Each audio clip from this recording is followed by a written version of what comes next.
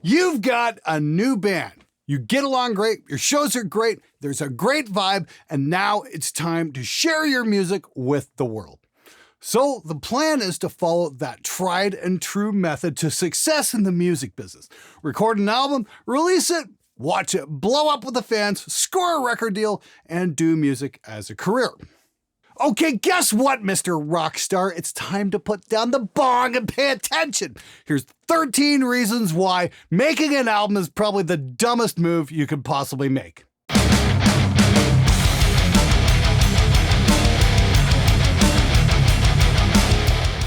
Okay, so I just got back from 42 Gear Street in Germany, and I was having a discussion with Alex Nasla about just how futile recording a full-length album in 2021 is. Let's break it down into 13 easy-to-follow reasons that even the most delusional wannabe rock star can understand. Number 1, your ego is writing checks you can't afford. Now, I'm going to take a wild guess here and assume you know two things about the music business: jack and shit. Now, just to be clear, there's no shame in that. I didn't know jack or shit about the music business either, other than that bands are the cheapest bastards to walk the planet and will do anything they can to avoid handing over actual currency to you to pay for studio time. And believe me, the irony about bands not wanting to pay for studio time, yet wanting to waste it on a full-length album is not lost on me. But let's be extra super special clear here. A brand new band that nobody has heard of recording a full-length album is an incredible waste of money. In my experience, the artsy types tend not to think things like this through. So why is an album a bad idea? Because nobody's fucking buying these things anymore! Look, you might be able to sell a few copies to your friends and family, but will you capture the cultural zeitgeist? Survey says NFL. Not fucking likely. What is likely is that you'll lose money on your production and won't even come close to breaking even. Ask yourself this: is being able to utter the phrase, "my band recorded an album," really worth losing thousands of dollars over? Just how badly do you need your ego stroked? Look, I was in a band that recorded an EP way back in 1992, and nearly 30 years later, I've still got a closet full of unsold tapes. I've seen clients of mine donate boxes full of unsold CDs to various charities. The chances of making money on an album these days are astronomically slim. Simply put, it's just a bad investment. Number 2, nobody knows who the fuck you are. It is time for a reality check. You're not Van Halen. You're not even the Shags. Nobody outside your immediate area has any clue about you. You're just a kid who's 450 days into his evaluation period on Reaper, who's also running a stolen copy of FabFilter, just like a certain metal producer who got caught red-handed during a live seminar on a very popular education platform. Not mentioning any names, of course, but I'm sure a few of my friends are screaming at the computers right now saying, "Shut the hell up, you asshole! We already swept that under the rug!" Remember what I said about musicians being cheap bastards? Well, turns out even some big-name producers suffer from the same malady. All that money you're making and you still can't cough up the cash for FabFilter? Here's a pro tip there, Chief. Try to make sure the plugins you're using on a live stream are the ones that you paid for. Anyway, my point being is this. If you're in an unknown band, and I'm going to take a wild guess that means most of you guys watching this, there's absolutely no point in doing a full-length album if you don't have an audience. Because there's a damn good chance that anyone who does get a copy of your album is just going to skip through most of it. How many times have you been in a public place like a train station or a bus stop and watched people consume music? It's just skip, nope, next one. Oh, okay, I'll listen to that. Music is not consumed like it used to be. When music was on vinyl or tape, it had value. People paid real money for physical copies and would listen to records front to back to get the most out of their investment. That is, unless you were dumb like me and you bought the Mama's Boys album, which had the single Needle in the Groove on it. Great track, but the rest of the record sucked. My suggestion is to not be Mama's Boys and just release the single. It'll save you money. Lots of it. Because I guarantee nobody is going to give a shit about your other songs. Number 3, your band is nothing new. Okay, let's be real fucking honest here. We don't need another Meshuggah. We don't need another Periphery.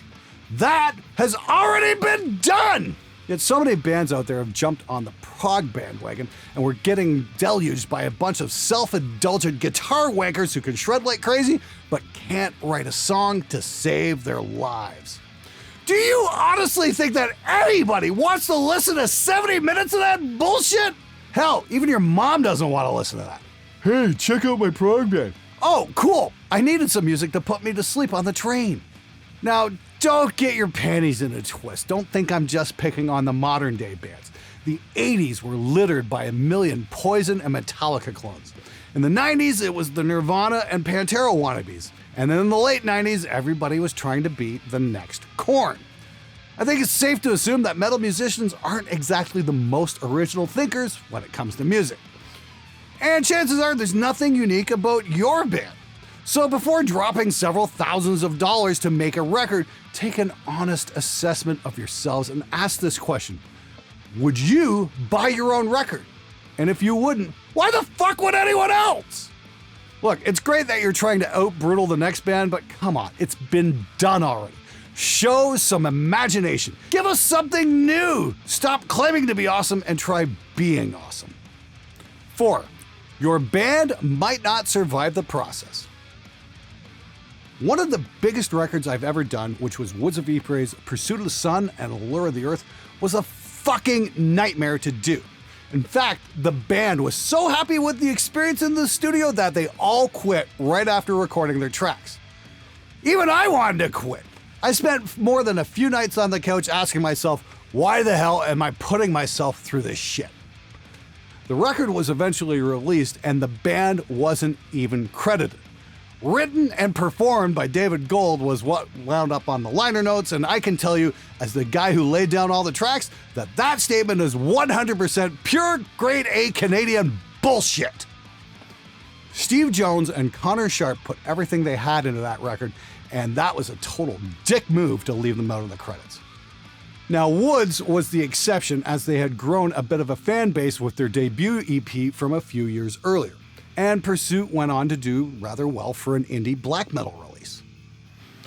Another album I did was by a hardcore group called Hard Time.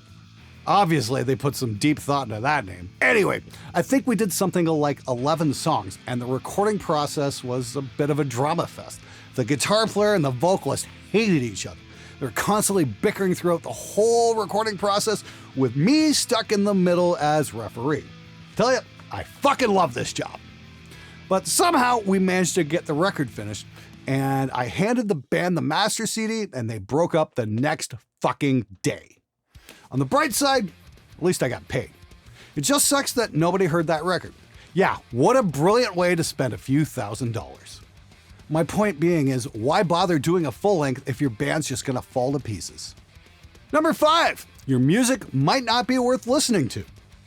If you're doing an album for the sake of doing an album, chances are not all of your songs are gonna be bangers. Should you really be serving up your potential audience a full-size serving of crap? Probably not.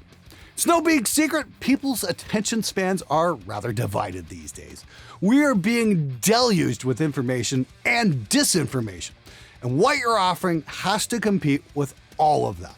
The musical listening experience has moved from the record player to the phone, and you have to compete with everything the phone has to offer. That means Facebook, news, Reddit, YouTube, Pornhub, Instagram, TikTok, gaming, the list goes on and on endlessly. This has become a combination of the Encyclopedia Galactica and a meth lab. Most people are not going to give you 70 minutes of their time to hear artistic posturing when they've got conspiracy theories to chase down and save the world with. The days of the full-length album are over. It's time to get to the fucking point. Number 6, get to the fucking point. If your band is sitting on 11 or 12 songs, that's great. But coming out of the gate with all of them is a really bad move from a business standpoint, because it's just going to get lost in a sea of other bands doing exactly the same thing. So, find your best song. It shouldn't be too hard to figure out. What's your most memorable piece? Because your standout song is where you should be concentrating your effort. Work on that song, develop it, refine it, and then finally record it, either by yourselves or with a producer who's going to help you refine it that much more and turn it into something great. The upside is it's going to save you several $1,000s in the production process. You can record a single over the course of a day or two and get some pretty great results. It's also a great way to test the waters of working as a band in the studio and help you refine your process there as well. The ultimate goal here is simple. Instead of wasting thousands of dollars on a full-length album, release a single that contains your best song. If nobody pays attention to it, then you've just dodged a bullet and you're not out a shit ton of money. It also leaves money in your pocket to record something else later. Because if your first song didn't work, then it's time to rethink what you're doing and make adjustments. Maybe change the style or try working with different members. Maybe you're like most bands and your bass player is just the shitty guitar player. Maybe replace him with somebody who can actually fucking play. Bass is a gigantic part of metal music, and unfortunately, it's all too often overlooked and treated as an afterthought.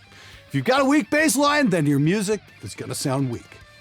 But it could also be a myriad of other causes. If you did a single, you've now got money left over to do a rethink and try again. You've also got instant feedback from the people you're trying to reach. If you did a full length, you'd just be fucked. Number 7. Step off the assembly line. Of course, you could also try doing something new. Instead of just copying the tried and true methods that everyone else is using these days with autotune and timeline, maybe try recording your track live off the floor with the band surrounding the drummer and playing together as a unit.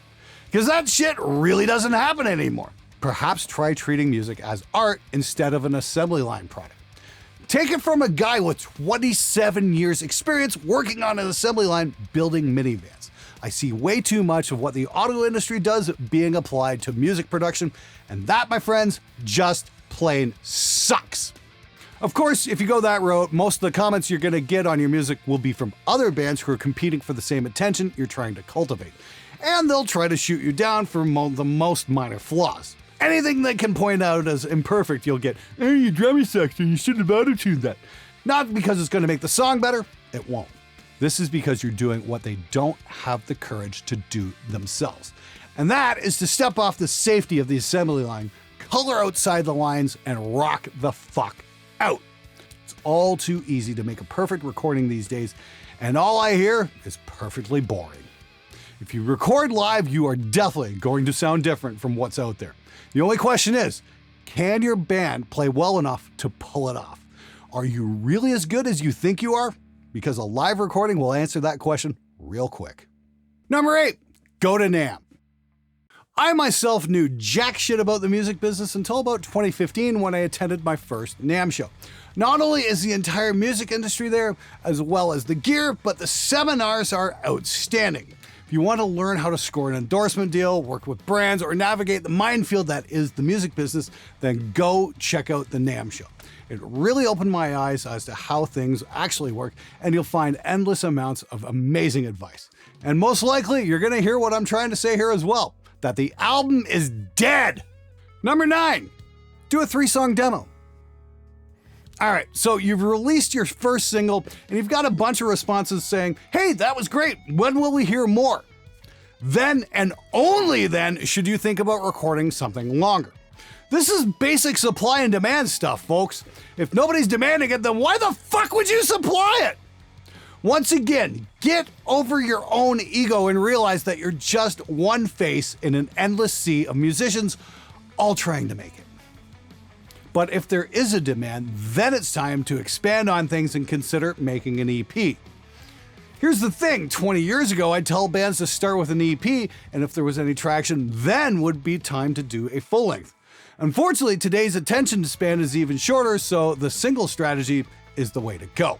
Number 10, done is better than perfect. In 2009, I got to do a full-length album with a band called Betrayer, and they were a great group. Think of them as like Megadeth, but with somebody who could actually fucking sing, and you get Betrayer. And they had the rarest of all things, an actual recording budget. We spent an entire summer tracking that album, and it was mixed by Frederick Nordstrom. Hugh Syme, who has done album art for Rush, Dream Theater, and Nevermore, did the artwork. And the album turned out great. looked great, sounded great, and had some really great songs. 12 years later, I'll still throw it up and listen to it because the songs are worth listening to more than once. There's some great melodies and harmonies, and the playing is spectacular. So why has nobody ever heard of it? Well, when the artwork came back, one of the panels for the insert was the wrong size, and for whatever reason, communication between the band and the artist broke down. Now, just to be clear here, this is not a dig at Hugh Syme. I only have the band side of the story, so I'm not going to speculate on what happened between them. But here's what happened with the band. They sat on the record for 2 fucking years. All because an insert panel wasn't the right resolution. And the band's fan base, which they had been building up since 2000, evaporated. Let's wait is the worst business strategy you can have in the music business. You have to accept the fact that things are never going to be perfect or how you'd originally envisioned them. The question you have to ask is how much of a compromise are you willing to live with? In this case, I think things would have gone very differently if the band had just released the disc when it was ready. The only people who cared about that CD panel were the band themselves. Nobody buying the CD would have had any idea or even cared for that matter. The songs were solid, and that's ultimately what we're trying to sell. The rest is essentially wrapping paper. And holding up a release for 2 years so you can get better wrapping paper is a monumentally stupid business decision. And just to be clear, the disc was released with the smaller panel after the group grudgingly accepted the fact that it wasn't going to change. And it didn't sell anything like it should have because the audience had moved the fuck on. Number 11. Will anyone remember? So if you picked out your best song, ask yourself, would I listen to this song 10 years from now? And I mean listen to it because it's good kind of listening and not listen to it because it's so fucking awful 10 years from now, kind of like digging up a track from Design the Skyline in 2021, which is the musical equivalent of a car wreck. Of course, if you want to be another flash in the pan band, that's perfectly fine. History is littered with bands that were one-hit wonders. Most of us would be lucky enough to be in one of those bands. But I don't think there's many out there who were fans of the fad bands from 10 years ago, like, say, Abandon All Ships, who are craving new releases from those groups. Because that sound, thankfully, is over. So you've really got 2 choices. Jump on the latest trend or try to forge your own path. Just try to bear in mind, you'd like people to pull up your song in 2031 and not wince in disgust at the trendy irrelevance of all of it. There's a reason people still put on Breaking the Law some 40 years after it was released, and nobody's putting on Stick Stickly or anything else from one of those bands that thought synchronized power squats were cool. Number 12, have something new all of the time. The one main problem with albums besides the expense is time. It takes time to write and record, and the period between them can be several years. So do you really want to record 12 tracks, release them, have them ignored by the people that you're trying to reach, and then take another 2 years to write and record in another attempt? The only thing that really matters these days is new. What's new, what's coming out, what's fresh. Suppose you release a single that gets traction. You're going to want to follow it up fairly quickly. That might be the time to do the 3 or 4 song EP.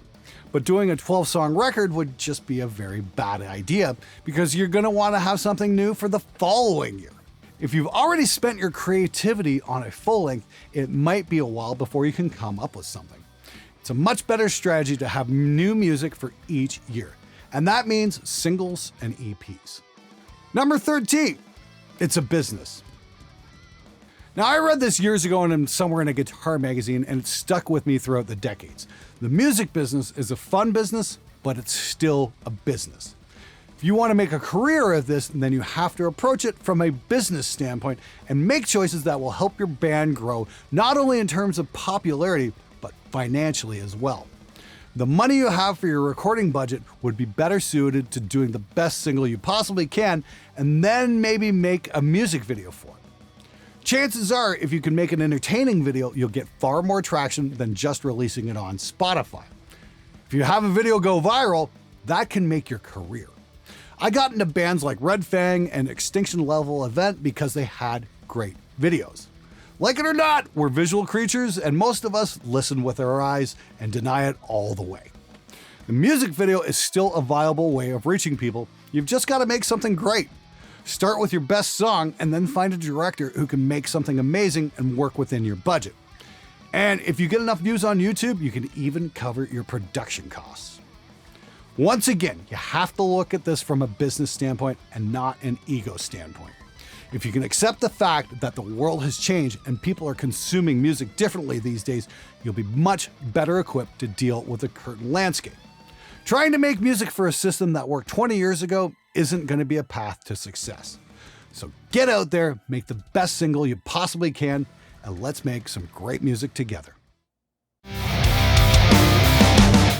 Follow reasons that even the most delusional wannabe fuck! Shit, this is gonna suck. Fuck up, asshole! We were trying to both sweep them! Reasons that even the most delusional